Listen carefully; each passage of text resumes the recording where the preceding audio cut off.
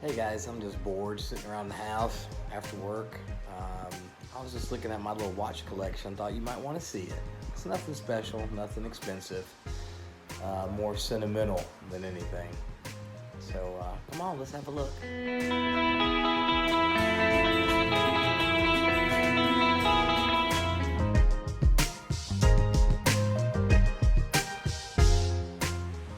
All right, ladies and gentlemen.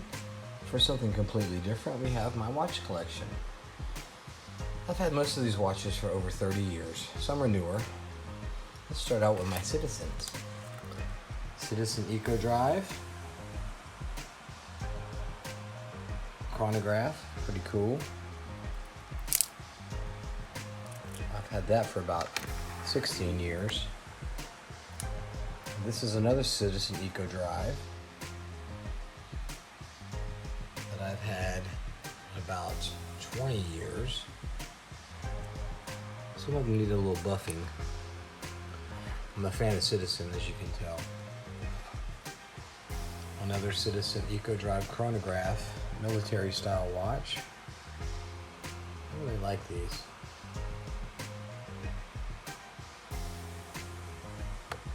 Pretty cool.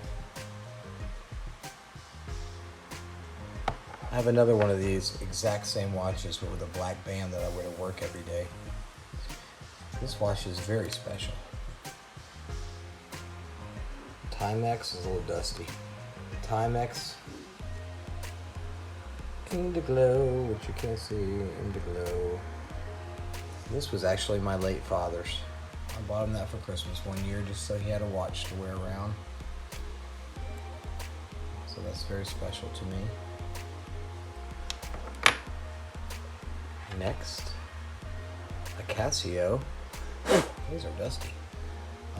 Dive watch.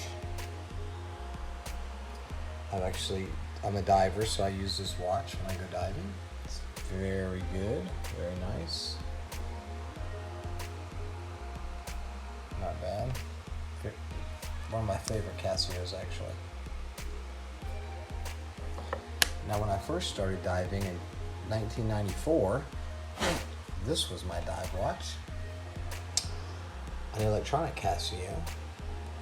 I have since replaced the band on it recently because it just disintegrated. And of course I've replaced the batteries in a lot of these. Some of these are automatic, some are battery operated. But that has been with me since 1994.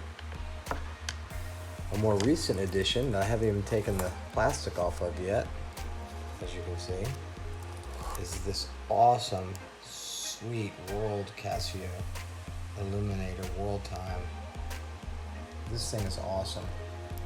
It's got a faux metal casing, but the band is metal. And this thing is awesome. I have yet to size it, so I haven't worn it yet, but that's going to be cool for when I travel, because you can do different time zones around the world. Just see the little world map there and stuff. It's pretty awesome. This is old school Kenneth Cole, back from the 90s. Super thin, if you look at that. Look how thin that thing is. Just a real sleek, nice dress watch. I need to buff it up a little bit. But that is a really comfortable wearing watch. And this is a Seiko. This was also my father's. It was a gift to my father for Christmas one year. It's gold plated and stainless. Seiko dress watch. That's on the back. So that's special. That was my daddy's. Another watch that was a gift to me. Another Seiko. I've never really worn this watch. Gold plated with stainless steel. Seiko dress watch. Clasp. I can't remember what the name of this kind of bracelet is. It's a fancy schmancy little Seiko. Pretty nice. I'm not a fan of the gold and stainless steel together. That must be a Rolex or something. Those two are both gold and stainless. Here's a more recent purchase. I wanted to test out Invicta. So I got their little dive watch, which is cool. This one has the scalloped bezel. Man, this is a really good wearing watch. It seems to be made very well. It's inexpensive. It's got the window. It's an automatic, so let me spin it. See, it's an automatic. But I like this watch. This watch was fairly inexpensive. It's a little over $100, or about $100, and it's an homage watch to, of course, the Submariner Rolex. Which brings us to this. I think everybody can recognize that. One of my favorite watches. I've had this thing for about 25 years, maybe more.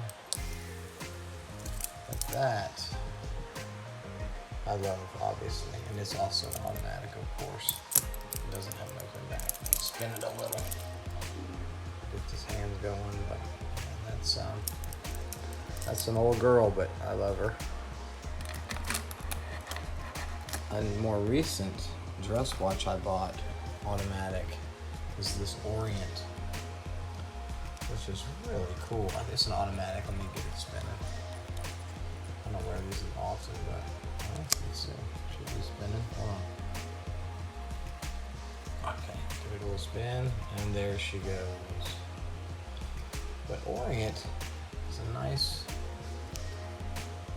dress watch, nice clank, nice band. I got another black band for this. This is like a brown alligator skinned patent, shiny, but this is cool. You see the blue hands. I like these Orient. I might get their dive watch. I haven't even taken the plastic off this one yet. A little bit more expensive than your average watch. I mean, I guess it's average $150 or $200 or something. And then these are some old school fixer-uppers I've had since I was I guess in my early 20s, and I'm 53 now. This is a little low bore, which is a really cool watch, but you see the crystal is cracked and damaged, and I cannot find a replacement crystal for this. That little thing was that little chronograph. I wore that for years and years, and it was just so cool. I wish I could get it fixed. Anywho, there's that one. And now this was one of my dad's watches from back in, I guess, the 80s.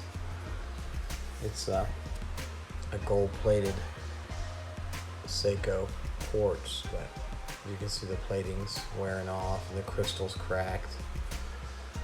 That was his little gold-plated dress watch that he would wear every now and then. I'd like to get that one fixed and refurbished. Just, I know it's not worth a lot of money, but sentimentally it's worth a lot to me. And then last, but I guess not least, is my fairly modern pocket watch, which is cool. It's got some work. That's pretty cool. And then you turn it over, you can open the back and see the movement in the back. But this thing's having some issues. It's not keeping correct time. But it was cool to just tote around. I like that thing with this little fob and all that. But anyway, I'm just sort of obviously a novice, more sentimental watch collector. What do you guys have? Does the sentimentality of the watches you collect outweigh the value, the numismatic or whatever, the dollar value?